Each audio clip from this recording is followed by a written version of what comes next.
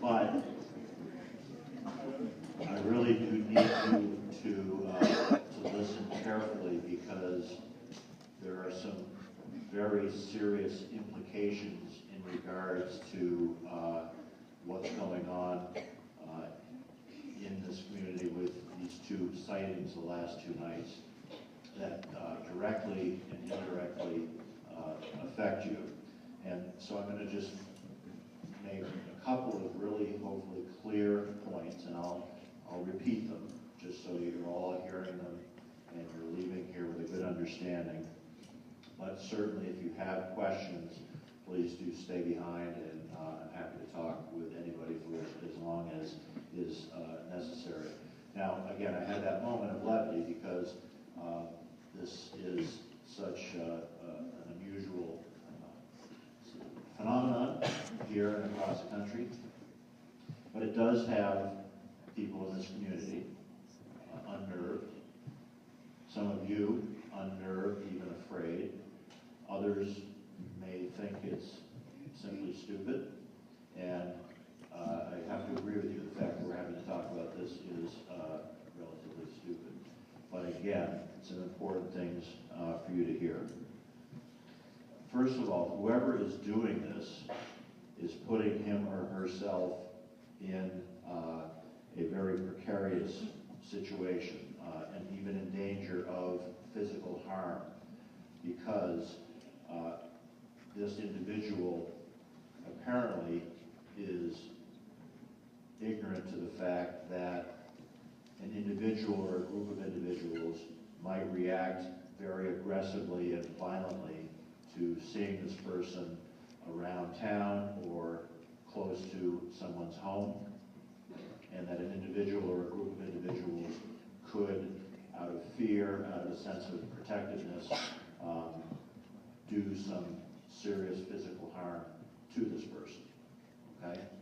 So what for this person may seem like a prank or attention-getting or actually, malicious intent, I want to scare people, whatever the motivation is, none of us can imagine, it apparently is unaware that the police are taking it very seriously, and members of this community are saying that they certainly are going to protect their home and their town. Now, related to that, I don't have any reason to believe a member of this community is this person. But I still need to say, if you are the individual who is doing this, first of all, remember my first point. You may be putting yourself likely into a very serious situation. But also, while there is no intent to discipline a member of this community if it is found out that he or she's involved, I just need to ask you to stop doing it. Again, I do not have any belief that I'm talking to the right people when I say this, but you understand, I hope, why I at least need to make that blanket statement. If you are aware of anything related to this, or know who the person is, the very best thing you can do is talk to an adult, either right after this meeting or stick around and find somebody in private if you want it to be confidential. Because again, the goal is to get this person to stop, not to get him or her arrested, not to get him or her in trouble, but to stop so that he or she does not bring harm to him or herself and stops disrupting this community. At the very least, however, you better get my strong message to this person and repeat what I said if you do know who it is. If you're not, you don't have the strength to tell somebody, then pass on the message. Next, I need to make it clear that no one in this room, individually or as in a group, should go out looking for the clown. Come on. Everything. I know, I get it. So. Yeah. In this case, I really do understand and empathize with the laughter.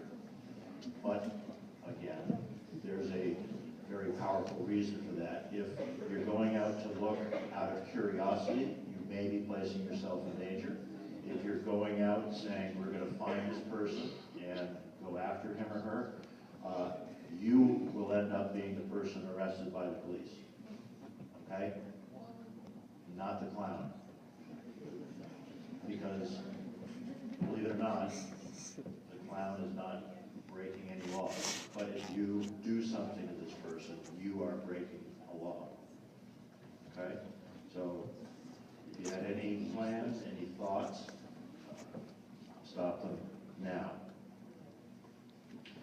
Last, what is commonly called street smarts and apply in situations like this. They apply every day in Pittsfield. They apply whether you're in a wilderness park hiking, if you're in New York, if you're in Shanghai, anywhere. Street smarts, common sense. This is just a good opportunity to remind you of that in every situation. You shouldn't, in particular after dark, be traveling, whether you're a day student or a boarding student, walking by yourself, even biking by yourself, here or anywhere else. You should always have other people around you. You should let your parents or dorm parents or others know where you're going to be, but you should travel at least with one other person, if not more. And trust your instincts. If you get uncomfortable in a situation, err on the side of caution and go into a store, go find an adult, call 911. You will never be criticized for being too cautious about your own safety or the safety of others around you. Okay? Again, those things apply all the time, and you should be aware of them all the time, particularly after dark. You shouldn't be traveling around this town or anywhere in the world alone unless it's completely unavoidable. All right? So those are my points. The person doing it hurt or worse. If the person is in this room and you need to stop, if you know who it is, please tell someone, or at the very least get the message to him or her. You should not, out of curiosity or with the intention in some sort of vigilante way of going out and serving justice, because I'm not exaggerating, you will be the one who is handcuffed and put into a police car. That will happen, because that's the law. And last, be around other people. Okay. As I said, if you have questions, concerns, you know anything, please stay afterwards. And we're leaving early from this meeting. Do any adults, teachers, staff in the room, did this preempt something and you would like to right now ask that group to meet somewhere? Because there's 15 minutes until the bell rings. Anybody who had clubs or extra help or anything? Well, I have creative writing. I'll go back to my room for that. For creative writing, back to Dr. Wade's room. Right. Anything else? Okay, again, thank you very much for listening so maturely. And take care of yourself.